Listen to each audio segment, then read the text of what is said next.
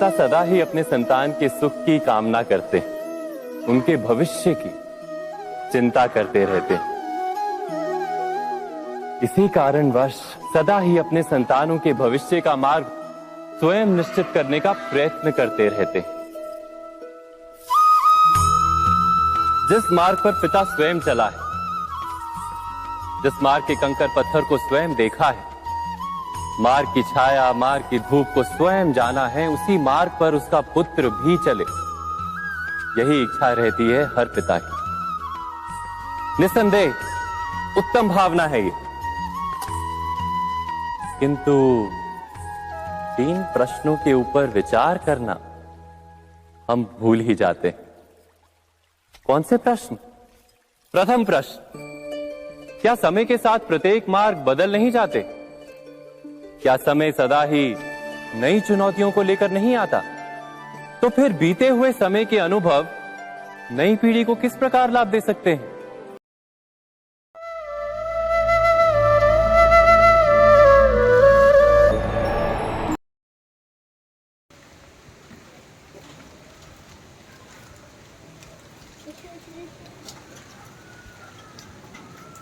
খুব সুন্দর গাজন এখানটায় আমাদের খাওয়া হয়ে গেছে। এখন আমরা যাচ্ছি প্রোগ্রাম দেখতে। অনেক ভালো আয়োজন করেছে, নাচ গান, ওয়েলকাম সং, পিরামিড, লাঠি খেলা সব হবে, গীতা শ্লোক হবে। তো আমরা প্রচণ্ড এক্সাইটেড, ওরা সবাই ড্রেস পরে একদম রেডি। অ্যান্ড চলো দেখি কি হয়, কি আছে।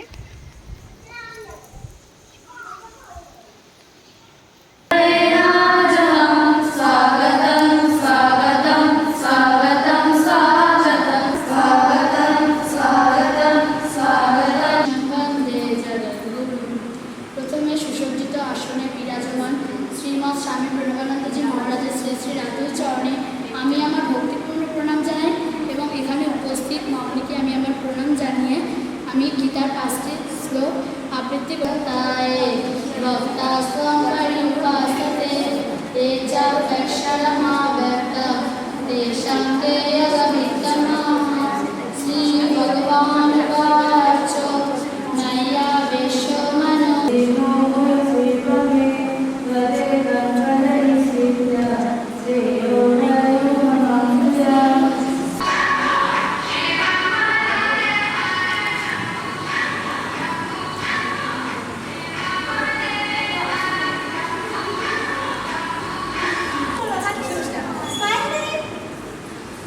friend.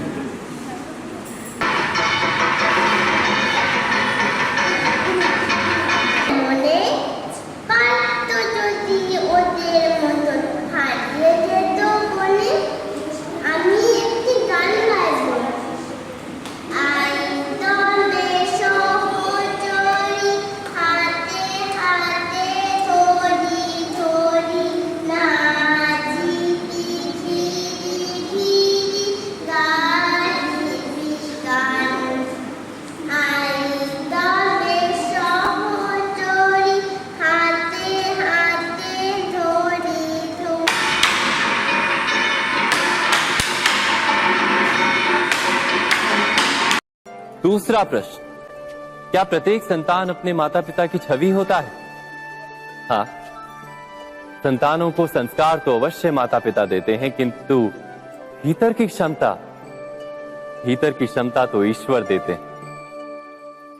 तो जिस मार्ग पर पिता को सफलता मिली है, विश्वास है कि उसी मार्ग पर उसकी संतानों को भी सफलता और सुख प्राप्त होगा।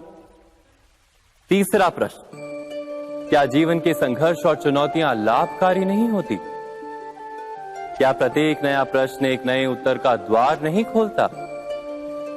तो फिर संतानों को नए नए प्रश्नों, संघर्षों और चुनौतियों से दूर रखना, ये उनके लिए लाभ करना कहलाएगा या हानि पहुंचाना? अर्थात जिस प्रकार संतान के भविष्य का निर्माण करने के बदले उसके चरित्र का निर्माण करना श्रेष्ठ है, वैसे ही संतानों के जीवन का मार्ग निश्चित करने के बदले उन्हें नए संघर्षों के साथ जूझने के लिए मनोबल व ज्ञान देना अधिक लाभदायक नहीं होगा?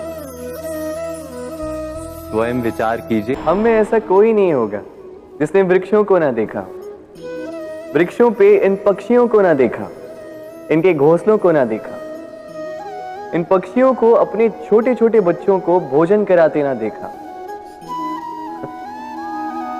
संसार का सबसे ममत्व वाला दृश्य होता है। चिड़िया दूर से अपने चोंच में दाना भरकर लाती, स्वयं भोजन करने में असक्षम संतान की चोंच में डालती, स्वयं भूखी रहकर निस्वार्थ निश्चलता से। और जब संतान के पंख निकल आते हैं, वो उसे उड़ना सिखाती और उसके पश्चात उसे स्वतंत्र कर देती है अपना जीवन जीने के लिए, इस आकाश में उड़ान भरने के लिए। और हम मनुष्य क्या करते हैं? जिस संतान को हम पंछी की भांति पालते हैं, उसके पंख निकलते ही हम उसे बांध देते हैं, ये सोच के कि कहीं वो दूर उड़कर न चली जाए। ऐसा नहीं कि इस स्थिति में माता पिता को संतान से प्रेम नहीं है, अवश्य है, किंतु इसमें प्रेम पर मोह भारी पड़ जाता है, जो स्वयं अपने और संतान के भविष्य के बीच में बाधा बन जाता है। हम ये भूल जाते हैं कि हम केवल जन्मदाता है, भाग्य विधाता नहीं। तो जब प्रेम में मोह आ जाए तो वो प्रेम नहीं, स्वार्थ बन जाता है। इसलिए प्रेम को पास रखिए और मोह को दूर, क्योंकि जिससे प्रेम करते हैं उसका विकास नहीं रोका करते।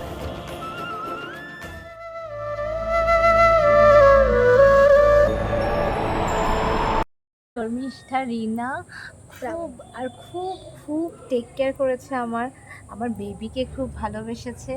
আমি ওদেরকে নিয়ে এত খুশি যে কি বলবো, আর ছাড়ছে না, যেতেও দিচ্ছে না। আমার চলে যাওয়ার কথা, কিন্তু এখনো অবধি আমি 1 ঘন্টা এখানেই আছি, যোগ্য দেখে তারপর বাড়ি যাবো, তাই তো? হাই, আমরা খুব খুশি হয়েছি যে তুমি এসেছো। আচ্ছা, আমি বিশ্বাসই করতে পারছি না তুমি এসেছো, দিয়ে আমাদের খুব মজা হচ্ছে। होना ये चाहिए कि माता पिता को उसी स्नेह के साथ संतान की इच्छा समझ लेनी चाहिए, और संतान को उसी विश्वास के साथ माता पिता को विश्वास में ले लेना चाहिए। एक बार संवाद करके देखिए, वर्तमान और भविष्य दोनों ठीक हो जाएंगे। আবার আসবো? আর কি হলো আজকে?